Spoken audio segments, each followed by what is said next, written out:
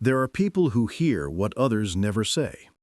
They feel emotions that haven't yet found words, see patterns that no one else perceives, and carry within them an antenna tuned to the silent frequencies of the human soul. These are the empaths, and among them, a few rare ones possess a depth so intense that it borders on the supernatural. Jung might have called them the seers of the unconscious. They don't merely feel others, they enter them, touching the invisible architecture of thought, memory, and pain. But this gift is also a wound.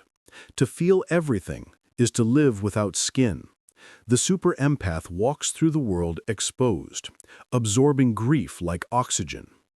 Every room becomes a mirror of hidden tension, every conversation a test of energetic survival.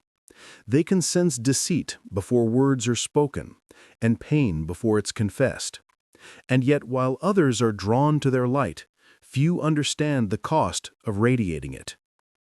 Jung once wrote, "Knowing your own darkness is the best method for dealing with the darknesses of other people." The super empath embodies this truth. Their ability to navigate others' emotions comes not from innocence, but from intimate acquaintance with their own shadow. Their compassion is forged in the furnace of self-confrontation. What looks like intuition is often the refined product of years spent wrestling with invisible demons. Still, many of them believe they are cursed, condemned to feel too much, to care too deeply, to see too clearly. But in Jungian terms, this curse is only the first stage of initiation. Sensitivity is the threshold of individuation, the process through which the soul becomes conscious of itself. To see deeply is painful at first, because clarity burns illusions, and the human ego clings to them like shelter. The super empath's journey begins with confusion. Why do I feel what others hide?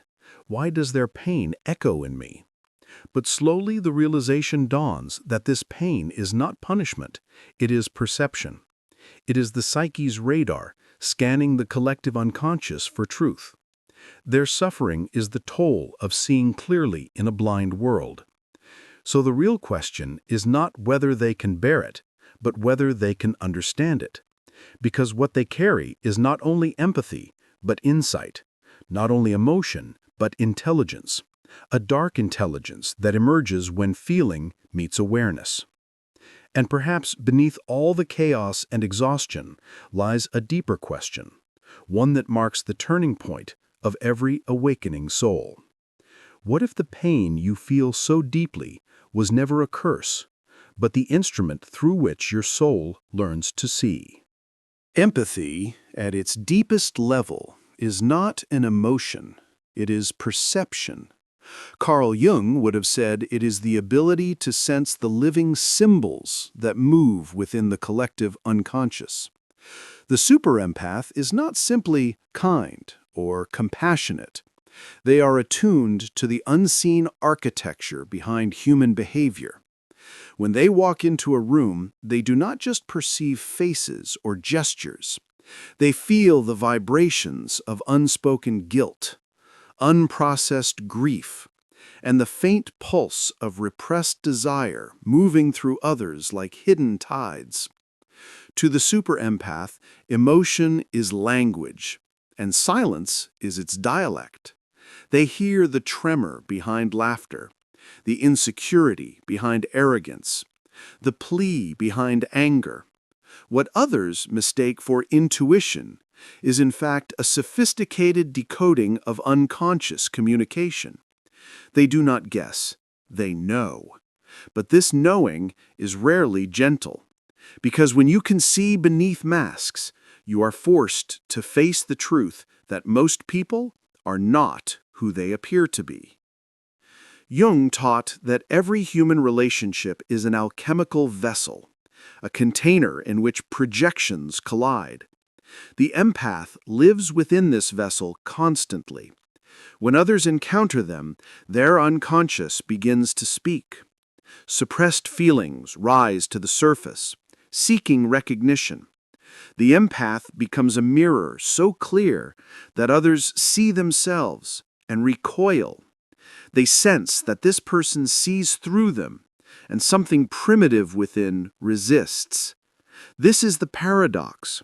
People are drawn to empaths for the very clarity that also frightens them. They come seeking warmth, yet flinch from exposure. The super empath absorbs it all, joy, resentment, shame, and begins to carry psychic weight that was never theirs to bear. This is the danger of their sensitivity. In mirroring others too perfectly, they begin to lose their own reflection. And so begins the confusion, the question of identity. Are these feelings mine, or am I living inside someone else's unspoken story? In Jungian terms, this is the problem of psychic contagion, the merging of boundaries between two souls. The empath's consciousness becomes a battleground of borrowed emotions. To see into others is to risk losing sight of yourself. Yet this is the threshold where true awareness begins. The super empath must learn what Jung called differentiation of the self, the art of remaining a mirror without dissolving into the image it reflects. Only then can their empathy transform from burden into wisdom, because the purpose of the mirror is not to absorb the world, but to reveal it. Every gift, Jung warned, casts a shadow. For the super empath, that shadow is the silent descent into other people's darkness, the temptation to rescue, to heal, to absorb what was never theirs. They do not intend to suffer, but their nature draws them toward pain as if pain were a calling. It begins subtly, a relationship that feels magnetic, a person they believe they can save. But beneath this pull lies a deeper pattern, the archetype of the wounded healer. The empath sees a fragment of their own past in every broken soul they meet. They recognize the same emptiness they once felt, the same need for love that was denied. Jung described this as the unconscious search for wholeness through projection. We are drawn to what mirrors what we have not yet integrated. And so, many super empaths fall into bonds that replay the old trauma. The narcissist who drains, the manipulator who deceives, the lost soul who clings. Each of them becomes a living metaphor for the empath's own unhealed shadow. It is not weakness that traps them, but memory. Their sensitivity is a magnet for pain that resembles their own. They wander through emotional labyrinths, convinced that love will redeem what logic could not. Like Orpheus descending into Hades, they look back at the soul they're trying to rescue and risk losing themselves in the underworld. The deeper they go, the blurrier the boundary becomes between compassion and self-destruction. This descent, however, is not meaningless. Jung would call it the night sea journey, the initiation of consciousness through suffering. In the darkness of these entanglements, the empath begins to confront the truth of their own psyche, their need to be needed, their hunger to be the healer, their fear of being powerless. These realizations are brutal, but necessary. For without facing their shadow, the empath remains a servant to it. Eventually, the pain becomes too heavy to carry. Something within them breaks, not from weakness, but from awakening. They begin to see that not every cry for help is theirs to answer. Not every wound wants to be healed. This moment, the breaking, is the first glimpse of transformation. It is the point at which feeling turns to awareness. The super empath who survives this descent does not return the same. They emerge scarred but luminous, stripped of illusions, their perception sharpened by fire. Because in truth, the shadow was never their enemy. It was the teacher leading them towards self-mastery. And in that realization, they understand the journey through darkness was not a punishment. It was initiation, the beginning of inner alchemy. There comes a moment when the super empath no longer runs from their sensitivity, but studies it as if it were a sacred science. They begin to see that commotion is energy, and that energy can be transformed. Jung called this the opus contra naturam, the work against nature, where instinct becomes awareness and pain becomes wisdom. It is the essence of psychological alchemy, the transmutation of lead into gold, of suffering into understanding. The empath learns that they cannot stop feeling, but they can stop bleeding. Instead of absorbing the chaos of others, they start to observe it. The same currents that once drowned them now reveal patterns, archetypes, meaning. A rage that once terrified them now becomes a message. A sadness that once consumed them now becomes fuel. Their gift begins to mature. No tree, Jung said, can grow to heaven unless its roots reach down to hell. The super empath has been to hell, and because of that, they can now climb. They realized that their dark intelligence was born not from light, but from depth, from having faced despair without turning away. This is not cynicism, it is clarity. They no longer mistake chaos for intimacy or pain for purpose. Their perception becomes sharp but stable, detached yet compassionate. This process is not gentle. It feels like burning away the self that once tried to save everyone. But as the inner fire intensifies, it begins to refine rather than destroy. The empath starts to see that every emotion, anger, grief, desire, is raw psychic material. If met consciously, it transforms. If resisted, it corrodes. The same force that once wounded them now becomes their instrument of insight. They become alchemists of the unseen. When they walk through a storm of emotion, they do not drown, they distill. They turn pain into pattern, sorrow into signal. The darkness that once haunted them now illuminates hidden truths. This is the birth of the dark intelligence, the wisdom of one who sees through appearances without judging them, who feels the world's ache, yet remains still inside it. At this stage, empathy ceases to be reaction. It becomes awareness. Feeling no longer consumes, it informs. The super empath begins to sense that their purpose was never to carry others' pain, but to understand it, translate it, and let it dissolve into meaning. They see the world not as it pretends to be, but as it truly is. And this vision, though born from shadow, is the light of consciousness itself. When a super empath reaches maturity, their energy no longer leaks into every wound they encounter. They begin to understand a sacred truth that Jung hinted at. Compassion without boundaries is self-betrayal.